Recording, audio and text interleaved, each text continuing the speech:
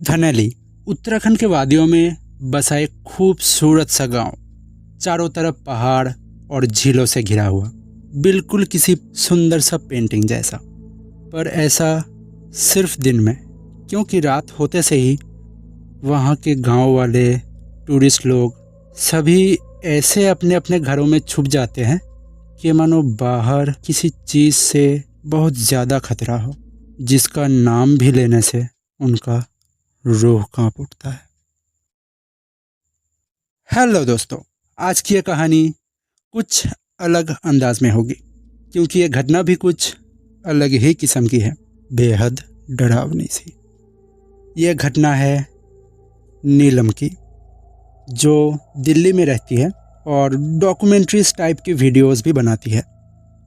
और हाँ, इसी बात से याद आया, आप लोगों को अगर मेरी वीडियोस थोड़ा सा भी पसंद आती है दोस्तों, तो प्लीज़ लाइक कर दिया करो और वो सब्सक्राइब बटन को भी एक बार प्रेस कर दो।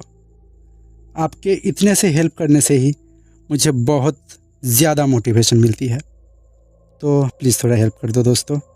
और बाकी बैक टू द स्टोरी। ये नीलम की वीडियोस बनाने में उसकी एक दोस्त हेल्प करता है, जिसका नाम है राहुल। एक बार जब उन दोनों को नेक्स्ट डॉक्यूमेंट्री किस पे बनाए, इस बारे में थोड़ा सोच रहे थे, तब नीलम के दिमाग में आया कि इस बार पहाड़ों पे चलते हैं। वहाँ की वादियाँ, वहाँ की जो खूबसूरती है, वहाँ के लोग कैसे अपने दिन गुजारते हैं, ये सब लेके एक वीडियो बनाएंगे। तो राहुल ने पूछा कि कहाँ जाया जाए, कोई पॉपुलर सी जगह चले क्या?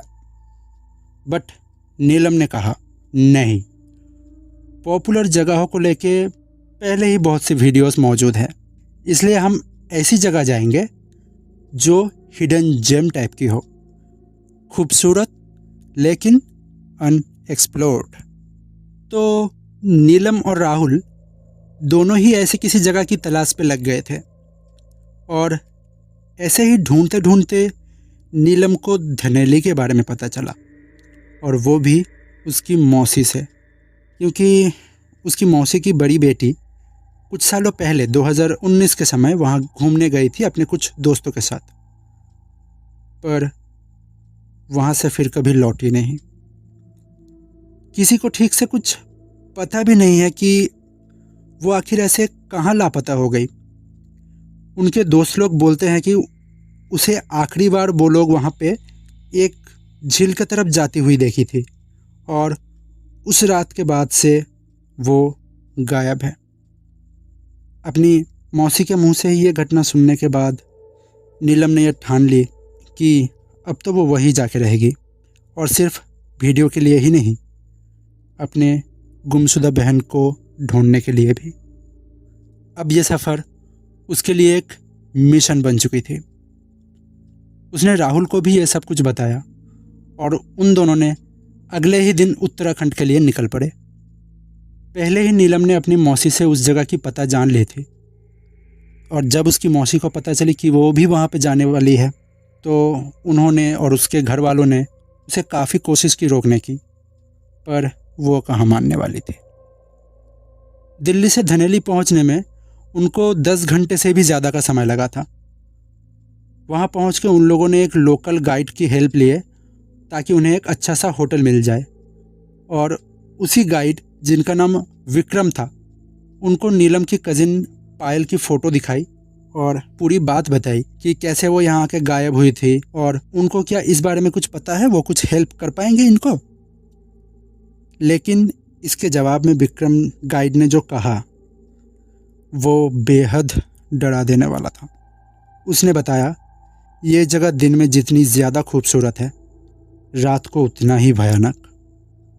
रात होते ही यहाँ के पहाड़ों, जंगलों और झीलों में मानो एक अलग सा जान आ जाती है, और उस वक्त यहाँ कुछ भी घट सकता है। इसलिए दिन के टाइम में आपको जितना घूमना है, जहाँ पे भी घूमना है, घूमिए, पर रात को बाहर निकलने से पहले 10 बार सोच लीजिएगा मेम साहब। पर नीलम ने तो डिसाइड करके ही रखी थी कि उसे उसी झील के पास जाना है, इसलिए उसने विक्रम को बोली कि वो उसे दिन के टाइम पे ही उस झील के पास लेके जाए। पर उस झील का नाम सुनते ही विक्रम वहाँ जाने से बिल्कुल मना कर देता है। और ये देख के राहुल ने भी उससे पूछा कि वो लोग तो उसे दिन के टाइम पे ले जाने को बोल रहे हैं, तो फिर वो ऐसा क्यों कर रहा है। तो विक्रम गाइड ने बोला कि आप लोग जिस झील की बात कर रहे हैं वो हमारे यहाँ के सबसे खतरनाक जगहों में से एक है, और इस झील का नाम है काला झील। और वहाँ दिन के टाइम पे भी जाना खतरों से खाली नहीं है। लेकिन वो दोनों उसे ज़्यादा पैसों की लालच देके और बहुत समझा बुझा के आखिरकार मना ही लिए। और अगले दिन सुबह वो तीनों उस झील की तरफ निकल पड़े। 2 घंटों के सफ़र के बाद वो लोग उस झील के पास पहुंच गए। ये झील बहुत ही बड़ा था और पूरा पहाड़ों से घिरा हुआ था, पर इसका पानी पूरी तरह से काली थी। ये झील इतनी बड़ी होने के बावजूद भी इसका पानी पूरा शांत था, मानो जैसे जम चुका हो। राहुल ने अपना कैमरा निकाला और इधर उधर के नज़ारे शूट करने लगा। नीलम अकेली झील के किनारे खड़ी थी, लेकिन उसी टाइम नीलम को लगा कि कोई उसका नाम लेके पुकार रहा है। नीलम। नीलम चौंक के इधर उधर देखने लगी। उसी टाइम उसे झील के पानी में बिल्कुल बीचों बीच कुछ दिखाई दिया, जैसे किसी की आधी शक्ल पानी के ऊपर से उसे देख रहा हो, और उस चीज़ की आंखें बिल्कुल ही चमकदार नीले रंग की थी, और वो एक तक नीलम को ही देखे जा रहे थे। फिर वो झूप से पानी के अंदर चला गया। नीलम झील के किनारों को पकड़ के थोड़ा सा आगे बढ़ी और ध्यान से देखने लगी कि आखिर वो चीज़ थी क्या। लेकिन उसे और कुछ तो नहीं दिखी, सिर्फ एक चीज़ मिला। एक पत्थर के पास एक टूटा हुआ सा रिस्ट बैंड, जिस पे पायल का नाम लिखा हुआ था। नीलम को तो अब यकीन हो चुका था कि ज़रूर पायल के साथ यहाँ कुछ तो हुआ था। नीलम इस जगह पे थोड़ा और छानबीन करना चाहती थी, पर विक्रम ने उन दोनों को अब वापस चलने को कहा, तो ना चाहते हुए भी उन दोनों को वहाँ से वापस आना पड़ा। वो लोग गांव के उस होटल पे वापस तो आ गए, पर नीलम को ये सब चीज़ें बेहद ही ज़्यादा खटक रहा था कि आखिरकार उस जगह पे ऐसा है क्या जिससे पूरे गांव के लोग इतने ज़्यादा डरते हैं। पायल उस रात को झील के पास आखिर क्या करने गई होगी, और आज उसको झील के पानी में से जो दिखा वो भी क्या था। नीलम को इतना परेशान देख के राहुल को लगा कि वो पायल के बारे में सोच के अपसेट हो रही होगी, इसलिए वो उसे दिलासा देने आया। पर नीलम ने राहुल को इन सब चीज़ों के बारे में कुछ भी नहीं बताई, और पूरी रात वो सिर्फ ये सोच सोच के ही बिता दी। अगले दिन सुबह होते ही नीलम किसी को बिना बताए फिर से उस झील पर पहुंच गई, और इस बार वो बिल्कुल ठान के आई थी कि वो कुछ ना कुछ यहाँ से ढूंढ ही लेगी। वो काफ़ी टाइम लगा कि इधर उधर ढूंढने लगी, शायद उसे कुछ और भी सुराग मिल जाए। पर लगातार 2-3 घंटे ढूंढने के बाद भी जब उसे कुछ नहीं मिला, तो वो थक के एक चट्टान के ऊपर बैठ गई झील की तरफ मुँह करके। और ऐसे ही बैठे बैठे शायद उसे थोड़ी सी नींद भी लग गई होगी।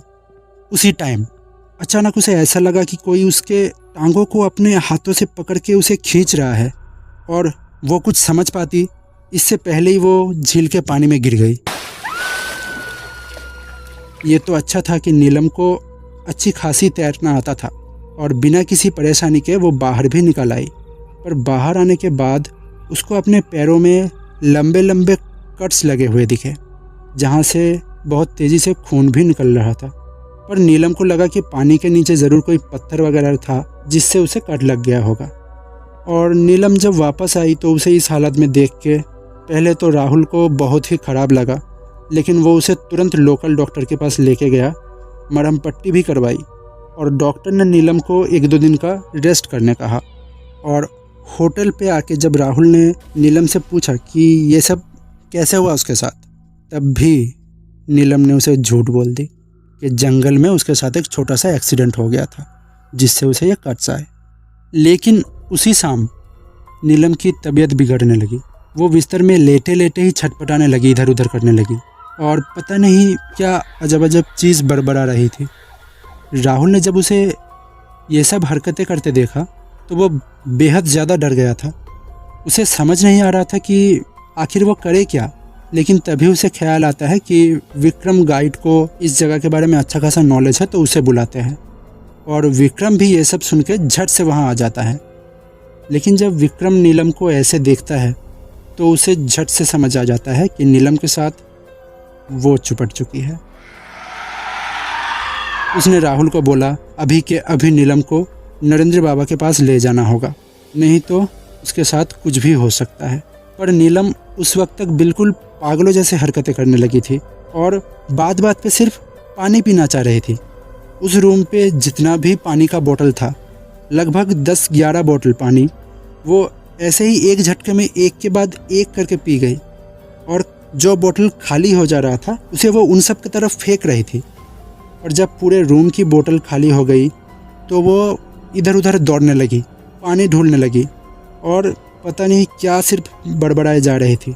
राहुल और विक्रम भी उसे पकड़ के बाबा के पास ले जाने के लिए ही सोच रहे थे, लेकिन तब तक नीलम होटल के बाहर निकल चुकी थी और उसे पकड़ने के लिए राहुल भी उसके पीछे भागा।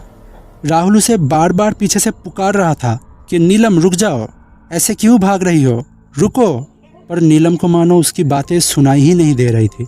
ऐसा लग रहा था कि मानो वो किसी और के वश में हो।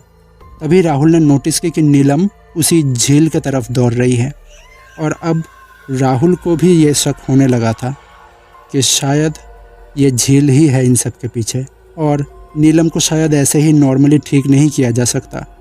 तो वो नीलम को पकड़ने की जगह अब उसके पीछे जा रहा था, ये देखने कि आखिर वो करती क्या है। नीलम अब भागते भागते झील के पास पहुंच चुकी थी और वहां पहुंच के ही वो पानी के अंदर चली गई। थोड़ा सा अंदर जाके वो ऐसे ही खड़ी हो गई और पता नहीं कुछ तो बिड़बिड़ाने लगी, मानो कोई मंत्र पढ़ रही हो। और उसी वक्त झील के पानी में हलचल सा उठा और पानी के बिल्कुल बीचों बीच एक नीले कलर का रोशनी दिखाई दिया। चारों तरफ अंधेरा ही अंधेरा, सिर्फ चांद की रोशनी में झील की पानी चमक रही थी और बीच में से एक नीला रोशनी धीरे धीरे नीलम की ओर बढ़ रही थी। और तभी उसी रोशनी के अंदर से एक आधा सर पानी के ऊपर दिखाई दिया, जिसके दोनों आंखें भी चमकदार नीले कलर की थी। और अब वो चीज़ पानी के ऊपर आने लगी। धीरे धीरे उसका पूरा शक्ल और एक एक करके एक पूरी औरत का शरीर पानी के ऊपर आ गया। लेकिन उस औरत की पूरी स्किन मानो गल चुकी हो, सड़ चुकी हो, पूरा सफ़ेद पड़ा हुआ था। बाल पूरे गीले बिखरे हुए और बदन पे चारों तरफ वो पानी वाले जो पौधे होते हैं वो लपटे हुए थे।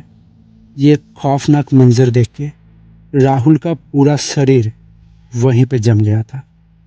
वो चाह के भी हिल नहीं पा रहा था और वो पानी वाली शैतान नीलम की ओर बढ़ रही थी और उसको बस पकड़ने ही वाली थी कि तभी अचानक पता नहीं उसके शरीर पे कुछ तो गिरा और वो चीज़ जोर से चीख पड़ी। इतनी तेज और डरावनी आवाज़ आज तक किसी ने कहीं भी नहीं सुना होगा।